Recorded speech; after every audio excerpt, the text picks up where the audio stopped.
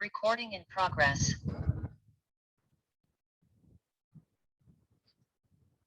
Hello everyone. In this session, we are going to study the concept of tariff barriers and non-tariff barriers. Tariff barriers and non-tariff barriers. Tariff and non-tariff barriers are the important forms of protection. See, tariff barriers and non-tariff barriers are the important forms of protection. Now, question comes: what is protection or protectionism? Protectionism or a protection refers to government policies that restrict international trade to help domestic industries. In other words, we can say protectionism, it is a government policy to restrict the international trade, especially imports, in by means of different forms. Like take for example, uh, putting more tax or uh, fixation of quotas or non-tariff barriers. All these are the forms to restrict the international trade or imports to help the domestic industries. That is nothing but protectionism or protection. Now, what is protection or protectionism? Protectionism refers to government policies that restrict the international trade to help the domestic industries. Yeah.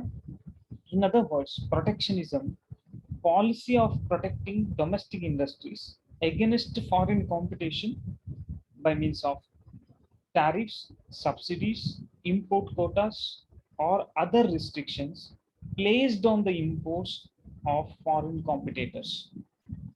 See, to help the to help the domestic industries or domestic firms, the government is going to frame one policy to restrict the imports or to restrict the international trade. That is nothing but protection. These tariff barriers and non-tariff barriers are the important forms of protection. Understood? Now, what is tariff barriers? Tariff means it is a tax or duty imposed on imports and exports. See, tariff is a tax or duty imposed on imports and exports. Now, what is non-tariff barriers? It is a second category of government intervention on international trade, includes non-tariff barriers. See, this is one kind of another form of government intervention. Any government policy, regulation, or procedure other than tariff has the impact on restricting international trade or affecting overseas investment is a non-tariff barrier. See, non-tariff barriers is another form of government intervention to restrict the international trade or import other than tariffs, other than tax, other than import duty. Clear? Other than import duty, other measures or other regulations which is used by the government to restrict the international trade, that is nothing but non-tariff barriers. Other than tariffs, other measures which are used by the government to restrict the international trade, that is nothing but non-tariff barriers. Okay, clear? Now, why these restrictions are important? Why these tariffs or non-tariff barriers are important? If export is maximum as compared to import, then it will lead to have economic growth and development. See, if export is more than the import, then it leads to economic growth and development, right? When export is more than the import, definitely we can find there is a growth in economic growth of a country. So it is necessary to reduce the imports by having some restrictions like tariff and non-tariff barriers. So in order to protect the domestic industries, in order to protect the economic conditions of the country, tariff and non-tariff barriers are these are the restrictions on imports is necessary. Okay, clear? See, tariff barriers refers to tariff barriers refers to the tax imposed by the government on goods that are imported into the country. Tariffs collected by the exporting country are called export tariffs if they are collected by a country through which the goods have passed. They are transit tariffs. Those collected by importing countries are called import tariffs. Here, import tariffs, transit tariffs, and export tariffs. Since import tariffs are common of all, we discuss import tariffs in detail. See, tariff barrier increases the price of imported goods in comparison to domestic goods, which makes the imported goods costlier, giving the domestic goods a relative advantage over foreign goods. See, usually import tariffs is more important as far as our country's economic growth. Clear? If you put more restrictions over imports, what happens? Foreign country goods will be costlier. So it will be an advantage, or it is a supportive measure to the domestic goods, or domestic firms.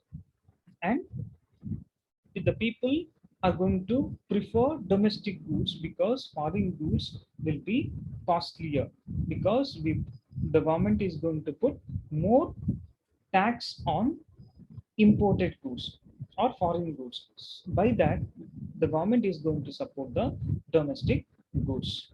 Clear?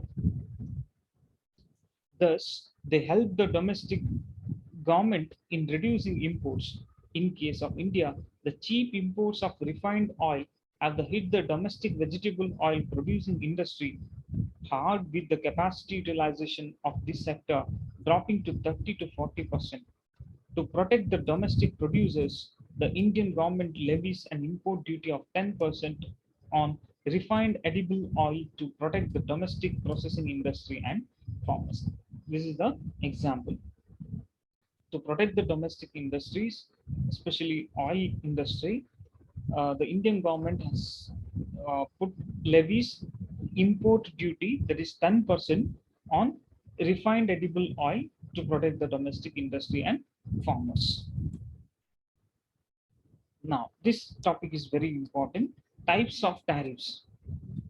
Now, different types of tariffs. First one, specific tariffs.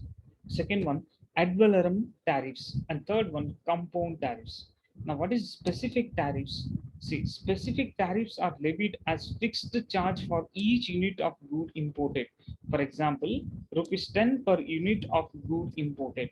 It means specific tariff is levied or is charged on the quantity of goods imported. Is it clear? See, charge for each unit of a goods imported. Take for example, 10 per unit of good imported. Clear? So specific tariffs are levied as fixed charge for each unit of good imported. Example, rupees 10 per unit of good imported. So this is based on quantity, specific tariff. Next, what is ad valorem tariff? Here, ad valorem tariffs are levied as percentage of the value of goods imported. For example, 10% of the value of the goods. If the value of the good is rupees 1000, the ad valorem tariff would be rupees 100. So this ad valorem tariff is charged on based on value of the good. Value.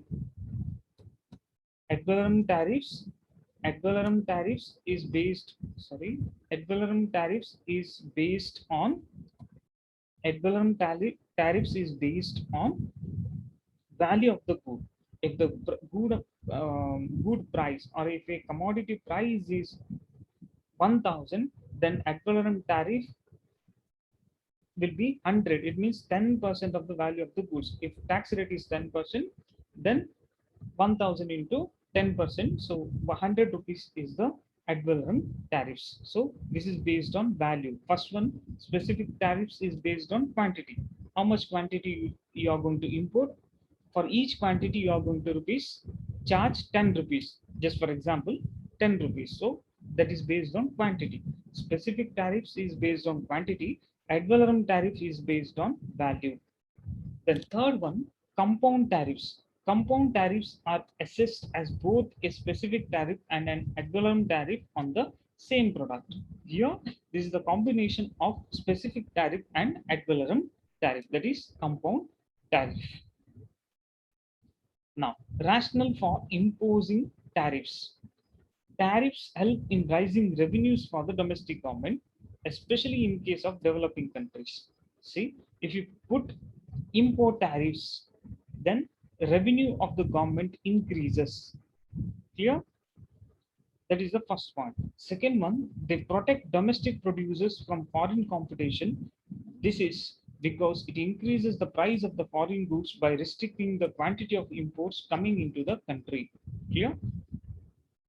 This is the main objective of implementing tariffs or putting tariffs on imported goods, on import of goods, that is to protect the domestic industries or domestic firms from foreign competition, to protect the domestic producers from foreign competition. This is the main objective of putting tariffs on import of goods.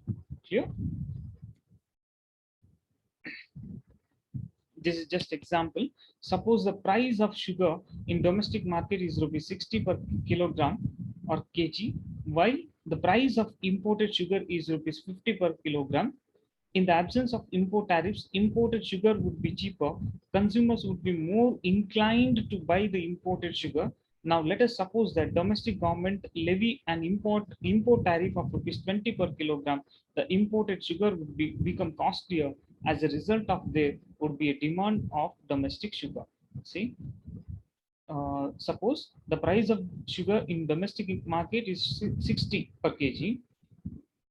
Now if you import the good from foreign country without tariff, you get 50 per kg. Okay. At that time, what happens? Everybody likes to purchase that foreign company sugar, right? If government puts 20% or 20 rupees per kg tariff, if the government levies an import tariff of rupees 20 per kg, then the foreign country sugar will be become costlier. Then by that the uh, by that the demand for domestic sugar increases. Hope you're clear.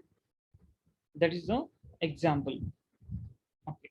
Next is non-tariff barriers. Hope you're clear. The tariff barriers in the three types. One is specific tariffs, ad valorem tariffs, and compound tariffs. Specific tariffs is based on quantity.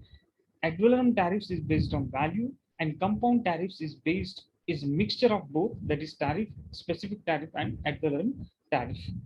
Next is non-tariff barriers. Non-tariff barriers refers to any other government regulation, policy, or procedure other than tariff that has the impact of minimizing imports. I told you in the first instance, the first itself, non-tariff barriers is another form of protecting the domestic industries other than tariff, other than putting a tax or duty on imports. Clear? Non-tariff barriers refers to any other government regulation, government policies other than the tariff that has the impact of minimizing imports. To minimize the imports, the government is going to use different strategies or different procedures other than tariff. That is nothing but non-tariff barriers. Non-tariff barriers can be two types. One that have direct influence on the price of the good being imported, and the other that influences or control the quantity of goods being imported. One is direct influence, that is influence on price of the goods being imported. Another one that influences or control the quantity of the goods being imported. That is nothing but quota. Okay, then see direct price influences. In that, first one subsidy. See, subsidies are the direct payments made by the government to domestic producers. All of us know, right? What is subsidy? Subsidies are the direct payments made by the government to domestic producers. It can take form of cash payments, low interest loans, government participation in ownership, tax incentives, etc. Subsidies help in lowering down the cost of production of domestic goods, as a result of which the price also comes down. Prices also come down. It helps domestic producers to capture export markets by making their products cheaper in the international markets. See, the government is going to give subsidies, especially to the exporting industries, export type of industries, because it helps the domestic farms. It helps the domestic farms in the form of subsidy. It may be tax incentives or low interest loans and different other forms to help the domestic industries to produce goods at a cheaper rate. By that, that good will be that good will be getting more um, more market in international level. Is it clear? Export markets capture export markets by making their products cheaper in the international market. Okay, clear? That is the one. First one, subsidy. Second one, quality controls in that quota. See, all of us know what is quota. Quota is the most traditional and common method of non-tariff badges. Now, it refers to the direct restrictions on the quantity of goods that can be imported into a country during any period of time. In other words, quotas limit the quantity of imports of any particular commodity coming into a country during a certain period of time. See, what is quota? Putting a restrictions over the quantity of import. It means while importing the good, the government or the particular authority is going to fix the quota. Only this much of quantity of goods you can import, not more than that. That is nothing but quota. Why do you put quota? Why government is going to put a quota? To protect the domestic industries. Clear? Then, hope you clear subsidy and quotas. Then next one, voluntary export restraints, VERS. Voluntary export restraints, VERS, are bilateral agreement instituted to restrain the rapid growth of exports of specific goods. Essentially, the government of country X asks the government of country Y to reduce its company's export to country X voluntarily to help the importing country X to protect its domestic industry. Did you understand? See, here, government of country X asks the government of country Y to reduce its company's exports. In the sense, government of one particular country requesting the another country to to export the quantity, reduce the exporting the quantity voluntarily to help. What is the purpose? To help that particular country's domestic industries. Clear? The government of country X asked the government of country Y to reduce its company's exports to country X voluntarily to help the importing country X to protect its domestic industry. Hope you understood. Voluntary export restraints. It is an agreement between two countries whereby one country is going to request the another country that please uh, please control over your exports. It means who is going to request that particular country's imports will be reduced. Clear? Imports will be reduced. when import is reduced, definitely that will help the that will help the domestic industries. That is nothing but voluntary export restraints. It is an agreement or a contract between two countries whereby con- country one is going to request country two, where requesting the country to reduce its exports, to reduce its exports voluntarily, to help the importing country to protect its domestic industries. Hope you clear. Then next is local content requirement. See, local content requirement is a requirement that some fraction of the product must be produced locally or in the domestic market. The requirement can either be expressed in physical terms, that is 60% of the parts of the product, or in value, that is 60% value of the product. Here, what is local content requirement? See, if foreign country is going to a foreign country, see, instead of more imports, see, it is agreement between uh, government and a company, that government is going to assist, or government is going to inform the company that certain percentage of production must has to be taken place in domestic country only. In the sense, take for example, one 1 lakh goods, 1 lakh goods that company is going to produce, or a company is going to sell it in India. Take for example, one company, take for example, company X is going to um, sell 10 lakh, take for example, 10 lakh goods in um, 10 lakhs goods in India. Okay, now out of 10 lakh, just for example, okay, out of 10 lakh,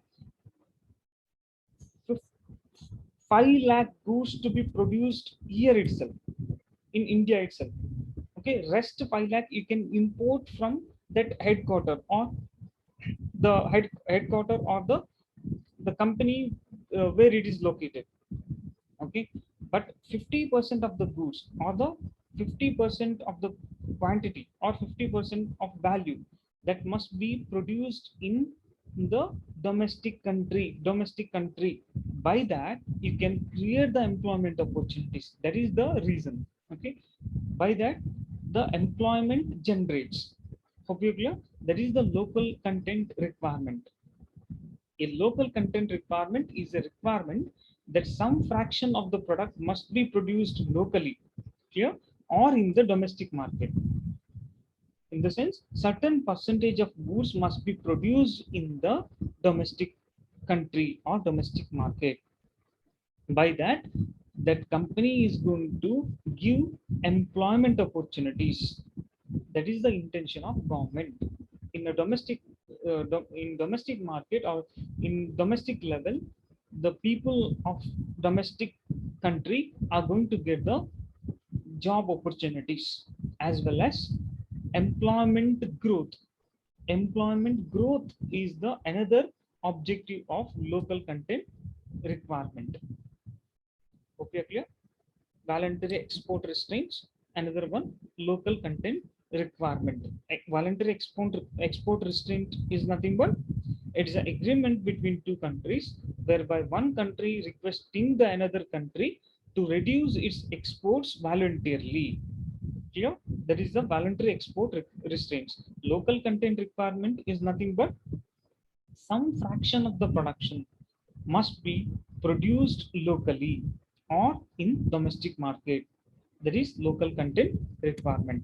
Then next is by local legislation. Especially this is made to government offices. Under this form of trade policy, the government makes its purchases. When government is going to do purchases from domestic producers only, in the sense, the government makes its purchases from domestic producers only. Intentionally they are avoiding the foreign countries goods.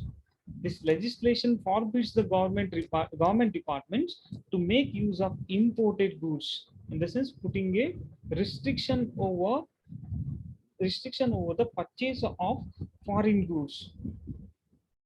However, the government may at times permits the use of imported products only if the price is below than that of the domestic producers. See, if the good available in a domestic market, if it is more, then that government offices can go for foreign goods.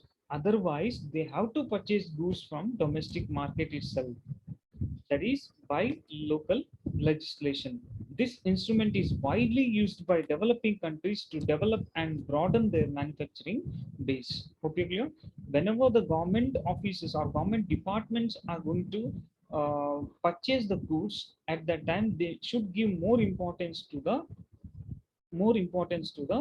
domestic producers only. They need to purchase goods from domestic producers. In case if the price of the domestic good is more than the foreign good, then they can go for, they are permitted to import the goods. Otherwise, they need to purchase from domestic producers only.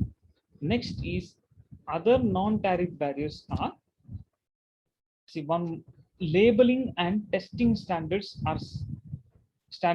Some countries require that goods entering into their boundaries. So next one is labeling and testing standards. See, some countries require that goods entering into their boundaries must meet certain requirements in terms of packaging, labeling, and testing standards. Such countries allow sale of only those goods which satisfy these standards. These standards require that companies must indicate on its product the name of the country where it is made, or the packaging of the goods must indicate the raw material used in its production. All these requirements add to the production cost of the company. Testing standards require the testing of products coming from foreign countries to be tested in domestic laboratories so as to ensure their quality. See, while importing the goods, there are two. One is standard packaging. Okay. Another one, testing testing the goods in domestic laboratories. It takes more time, and it takes more, and it consumes more amount. Clear? In both cases, as well as while importing the goods, at that time the government restricts the imports through labeling and testing standards. Labeling in the sense where it produces, then what are the ingredients or what are the things or raw materials used in that product, used in production. All these requirements must be placed or must be attached in that particular packaging. And testing standards means the whatever the goods comes from foreign, that goods must be tested. The quality check must be done in domestic laboratories. See, all these procedures takes lots of time. That is the another way of restricting the international trade or importing the goods. Most of the foreign countries avoid to sell their good if such restrictions are there, if such standards are there, or if such labeling and testing standards are maintaining, then definitely there will be a drawback. Especially there will be a drawback to the foreign countries to enter, but it will be a merit, or it will be helpful to the domestic industries. It will helpful to domestic industries to sell their goods more, to sell their goods in more quantity. Is it clear? Because for imported goods only, they maintain lots of testing standards and labeling, not for domestic goods. For domestic goods also there are standards, but for importing goods they charge, or they frame lots of testing standards and labeling rules. By that, the government is going to discourage the imports. Hope you clear, to help the domestic industries, and they are going to do all these non-tariff barriers. Then next is specific permission requirements. See, for every import or exports, they need license, right, from the prescribed authority or government. See, this measure requires that potential importers and exporters secure permission from the government authorities. This involves the issuing of import or export licenses, which may be costly and time consuming. Getting a license, export or import license, which may be costly. You need to spend lots of money, as well as it's time consuming. So that is the specific permission requirement. Another one, counter trade. The exchange of goods with the goods between countries is referred to as counter trade. This practice is common in case of aerospace and defense industries, whereby the importer country may not have enough foreign currency to pay for imports. See, usually this counter trade takes place, means if you import goods, you are going to give some other good, right? Good for good. It is nothing but exchange of good with the good between countries. That is nothing but counter trade. Especially this takes place in defense industries, because whereby the importer country may not have enough money to pay for the imports. That's why they're going to send some other good. That is nothing but counter trade. Next is administrative barriers to trade. Administrative barriers to trade. See, administrative barriers to trade are a specific category of non-tariff barriers, and their main sources are administrative regulations and procedures that have a restrictive effect on international trade. These trade barriers can take form of legal barriers or procedural barriers. Legal barriers are caused by different laws and administrative regulations in domestic economies. Procedural barriers are related to trade procedures, and they include all activities, practices, and formalities involved in the international movement of goods. Delays may be made with respect to issue of licenses, customs, valuation, and the clearance of consignment of goods, and so on. These type of barriers are most difficult to monitor and eliminate as compared to other tariff and non-tariff barriers. See here, administrative barriers or trade barriers are, see, administrative barriers to trade are a special category of non-trade barriers, non-tariff barriers. This is the main sources.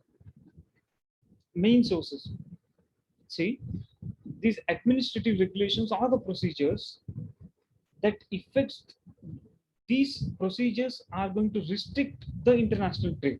How? See, these trade barriers can take form of legal barriers. 1 minute, sorry.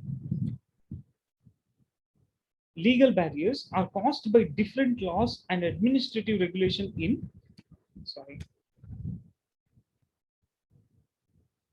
See, 1 minute. See, legal barriers are caused by different laws and administrative regulation in domestic economies. Legal barriers are caused by different laws and administrative regulations. They are going to frame different laws and administrative rules for importing goods. Okay, then procedural barriers are related to trade procedures, and they include all activities, practices, and formalities involved in international movement of goods. Delays may be made with respect to issue of licenses, customs valuation, and clearance of consignment of goods, and so on. These type of barriers for every procedure, whether it may be movement of goods from one foreign country to um, domestic country, the plenty of time and plenty of procedures need to be followed. So there may be a delay in process as well. So all these are the administrative barriers. They frame different laws.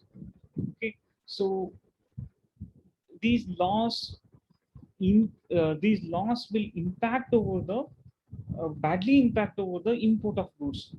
That will help the domestic industries definitely. Okay, so these administrative barriers help the domestic industries, because by that the importing the goods which is imported will be less. Okay, that is administrative barriers to trade. Last one, anti-dumping. You know what is dumping? Dumping is nothing but selling of goods in a foreign market at a cheaper rate or below than the production as well, below than the production cost, and selling the same good in domestic market at a higher rate. That is nothing but dumping. Okay, see, dumping can be defined as selling the goods in foreign market at below their fair market value, or selling the goods in foreign market at a below their cost of production. It is way by which companies unload their excess production in foreign market. Say, in case if the uh, there is another objective for dumping, to exploit the domestic firms, the foreign countries do dumping. Actually it is unethical practice. Okay, it means, see, dumping means selling goods in foreign market at a cheaper rate.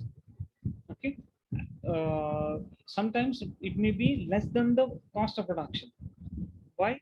To exploit the to exploit the uh, dom- uh, to exploit the domestic firms, as well as another objective, to, in case if there is a excessive production, then they are going to dump that goods in foreign country. That is nothing but dumping. Now, in order to avoid dumping, some anti-dumping policies are framed, okay, to protect the domestic producers from unfair foreign competition. Anti-dumping policies are framed to protect the domestic producer or domestic farms from unfair foreign competition. These are the these are the tariff and non-tariff barriers. Hope you understood. In case of any doubts, you can contact me. Okay? This is important concept: tariff and non-tariff barriers. Thank you.